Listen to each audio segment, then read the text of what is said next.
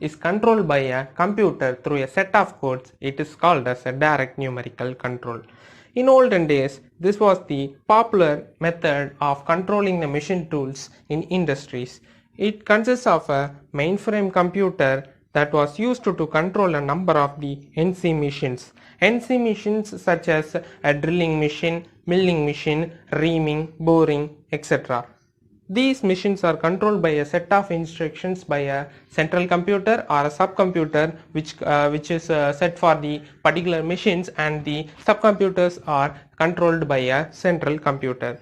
The part programs are directly entered into the computer without using the punched tapes. In olden days, the punched tapes are used for the feeding instructions are given as our input for the machines to control the process. Nowadays, the programs are set in a set of instructions are given to the computer as an input so that it can control the NC machines. The processing and post-processing of the part program is performed in a computer itself. This enables a programmer to modify and edit the program. So what are all the components of the DNC?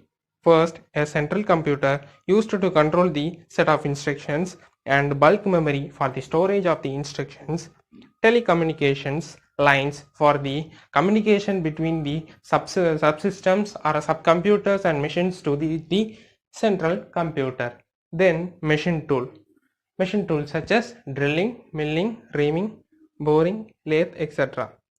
Functions of the DNC: numerical control without punched tape, and NC part program storage, data collection, processing and reporting to the machine or a computer, and then communications using the communication lines.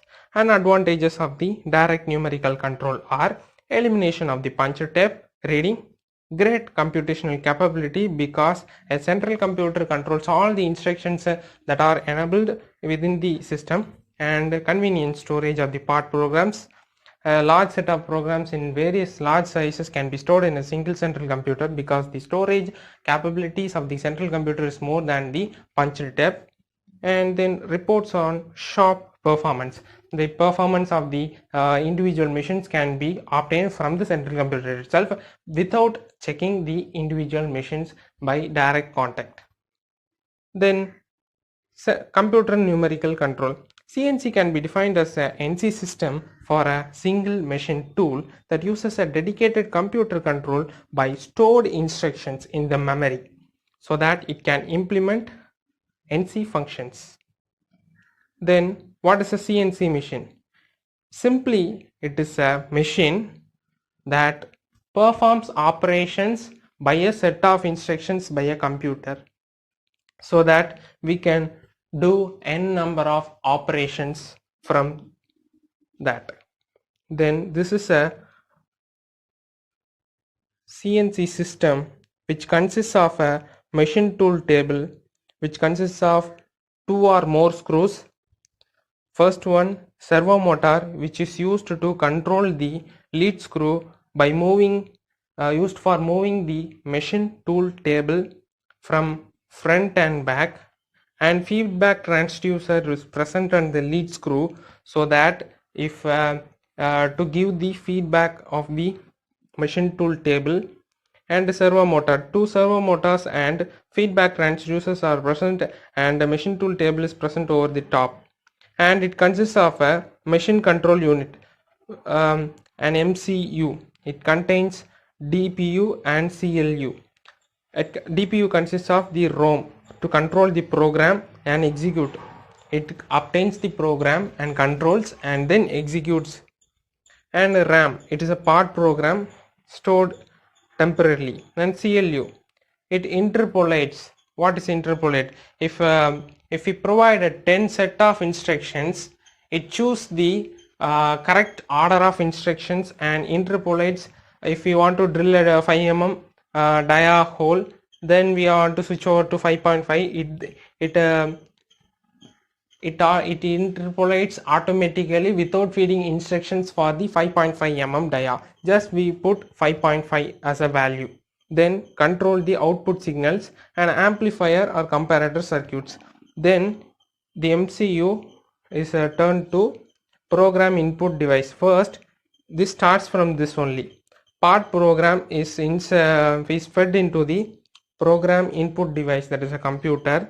Then the control unit obtains the program from this and sends to the machine system.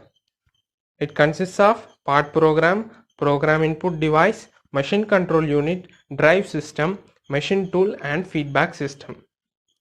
Then types of CNC machines.